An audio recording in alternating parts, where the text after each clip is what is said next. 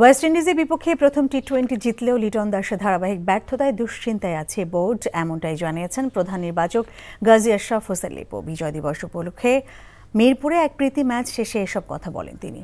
মুক্তিযুদ্ধে শহীদ হওয়া ক্রিকেটার জুয়েল আর সংগঠক মুশতাকের স্মরণে বিজয় দিবসে এক প্রীতি ম্যাচ আয়োজন করে থাকে বিসিবি। সাবেক তারকাদের মেলায় পরিণত হওয়ার এই ম্যাচে শহীদ মুশতাক একাদশকে 9 উইকেটে হারিয়েছে শহীদ জুয়েল একাদশ। খেলা শেষে গণমাধ্যমে মুখোমুখি হন প্রধান নির্বাচক। এ সময় তিনি বলেন, সাদা বলের অধিনায়ক নির্বাচনে তাদের পরামর্শ নেওয়া হয়নি। চ্যাম্পিয়ন্স ট্রফিতে সাকিব আল হাসান ও তামিম ইকবালের খেলার সিদ্ধান্ত তাদের সামর্থ্যের বাইরে।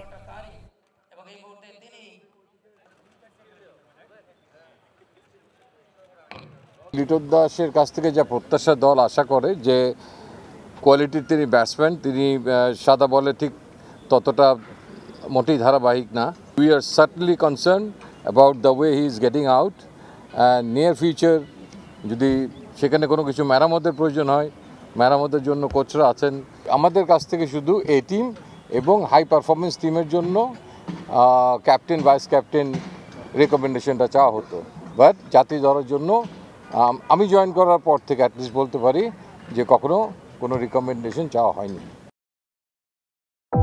ভালোবাসার প্রথম শর্ত বিশ্বাস, যেটা আমার প্রতি কখনোই তোমার ছিল না। আমি তোমাকে বিয়ে করতে চেয়েছিলাম। চেয়েছিলে আমার ইচ্ছেগুলোকে গলা টিপে হত্যা করার পর। নিলয়ের হঠাৎ এমন চেঞ্জ আমার ভালো লাগছে না। তোমার নিলয়কে নিয়ে টেনশন করতে হবে না। আমি ভুল মানুষকে ভালোবেসেছি। আপনি ডাক্তার? জি। কিসের ডাক্তার আপনি? মেডিসিন, গাইনি, অর্থোপেডিক নাকি সাইকোলজিস্ট?